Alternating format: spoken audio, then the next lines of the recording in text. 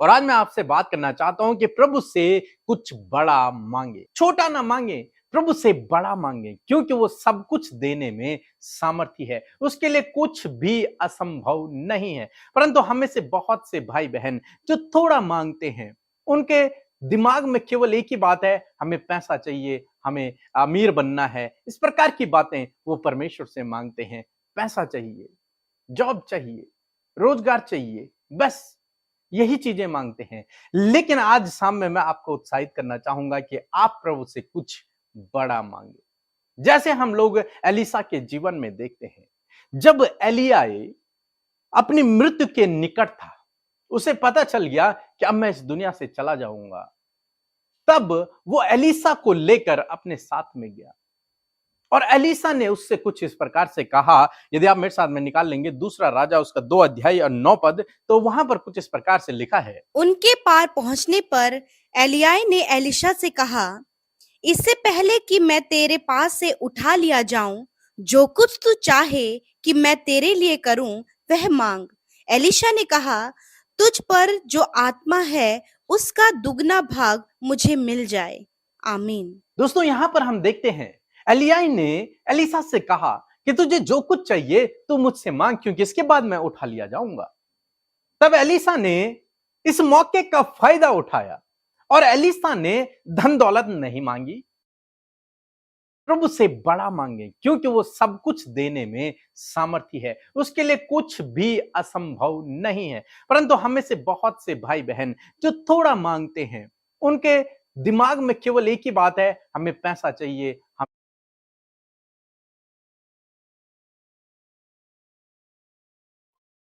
अमीर बनना है। इस प्रकार की बातें वो परमेश्वर से मांगते हैं। पैसा चाहिए, जॉब चाहिए, रोजगार चाहिए, बस यही चीजें मांगते हैं। लेकिन आज शाम में मैं आपको उत्साहित करना चाहूंगा कि आप प्रभु से कुछ बड़ा मांगे। जैसे हम लोग एलिसा के जीवन में देखते हैं, जब एलिया अपनी मृत्यु के निकट था, उसे पता चल गया कि अब मैं इस दुनिया से चला जाऊंगा, तब वो एलिसा को लेकर अपने साथ में गया और एलिसा ने उससे कुछ इस प्रकार से कहा। यदि आप मेरे साथ में निकाल लेंगे दूसरा राजा उसका 2 अध्याय और 9 पद, तो वहां पर कुछ इस प्रकार से लिखा है। उनके पार पहुंचने पर एलियाह ने एलिशा से कहा, इससे पहले कि मैं तेरे पास से उठा लिया जाऊं, जो कुछ तू चाहे कि मैं तेरे लिए करूं वह मांग। एलिशा ने कहा, तुझ पर जो आत्मा है उसका दुगना भाग मुझे मिल जाए। आमीन। दोस्तों, यहां पर हम देखते हैं एलियाह ने एलिसा से कहा कि तुझे जो कुछ चाहिए तू मुझसे मांग, क्योंकि इसके बाद मैं उठा लिया जाऊंगा।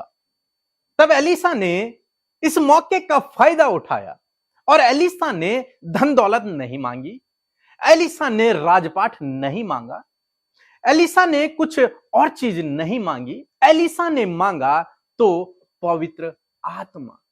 एलिसा ने मांगा कि तेरे अंदर एलिया जो आत्मा है, जिसके द्वारा तू ये बड़े बड़े आश्चर्य कर्म करता है, उसका 2 गुना भाग मुझे चाहिए, उससे डबल मुझे चाहिए। तो एलिया कहता है कि तूने ये बड़ी असंभव बात मान ली है, फिर भी यदि तू मुझे उठा लिए जाते हुए देख लेगा तो तुझे ये सब मिल जाएगा। और अंत में हम लोग देखते हैं कि एलिसा ने एलिया की आत्मा का 2 गुना भाग पाया।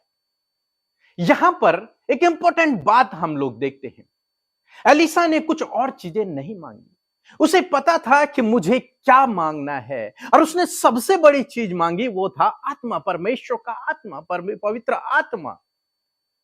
क्योंकि वो जानता था कि यदि आत्मा मेरे पास है तो मैं सब कुछ कर सकता हूं, फिर कोई काम मेरे लिए असंभव नहीं होगा।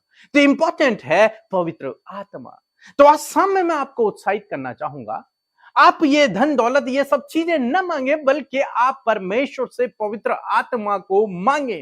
क्योंकि यदि पवित्र आत्मा आपके पास है तो आपके लिए कुछ भी असंभव नहीं रहेगा। हम सुलेमान के जीवन में देखते हैं, उसने धन संपत्ति नहीं मांगी, उसने ज्ञान मांगा, उसने बुद्धि मांगी। आपको भी यही मांगना है। आपको पैसा नहीं मांगना, आपको बुद्धि मांगनी है, आपको ज्ञान मांगना है, आपको नए नए आइडियाज प्रभु से मांगने हैं। पवित्र आत्मा को मांगना है, क्योंकि ये सबसे ज्यादा पावरफुल है। एक आइडिया सबसे ज्यादा पावरफुल है, एक ज्ञान बुद्धि सबसे ज्यादा पावरफुल है, पवित्र आत्मा सबसे ज्यादा पावरफुल है। यदि ये आपके पास है तो आपके लिए कुछ भी असंभव नहीं रहेगा। और यदि आपके पास धन संपत्ति है, जॉब है, सब कुछ है, और ये चीजें नहीं है, तो वो सब व्यर्थ है।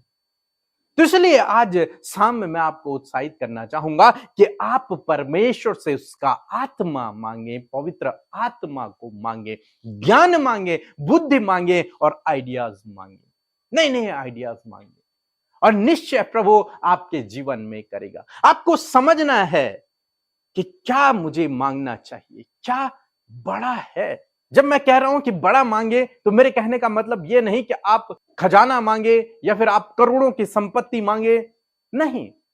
कहने का मतलब है कि आप पवित्र आत्मा को मांगे, आप आइडिया मांगे, आप ज्ञान बुद्धि मांगे। जब आपको प्रभु ये देगा तो इस संसार की हर एक चीज आपके पास आ जाएगी। यहां पर जब एलिसा को यह दान मिला पवित्र आत्मा का, तो उसके द्वारा बड़े बड़े अद्भुत आश्चर्य कर्म हुए। बड़े बड़े राजा उसको देखकर डरते थे, घबराते थे, कोई उसके सामने नहीं टिक पाया।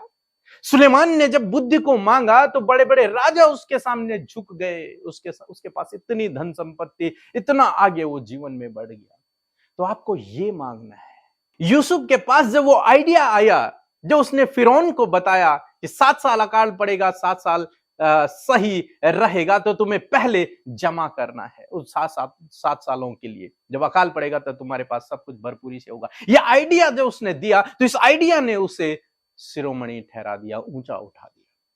तो इन बातों को आपको प्रभु से मांगना है, न कि संसार की छोटी मोटी बातें। प्रभु मुझे घर दे दे, प्रभु मुझे कार दे दे, प्रभु मुझे पैसा दे दे, मुझे जॉब दे दे। यस, ये इंपॉर्टेंट है, लेकिन इनसे ज्यादा इंपॉर्टेंट ये है जो मैंने आज आपको बताया है। यदि ये आपको मिल जाता है तो ये सब चीजें आपको अपने आप मिल जाएंगी। सो प्रभु आपको इस वचन के द्वारा बहुतायत से आशीष दे। आमीन।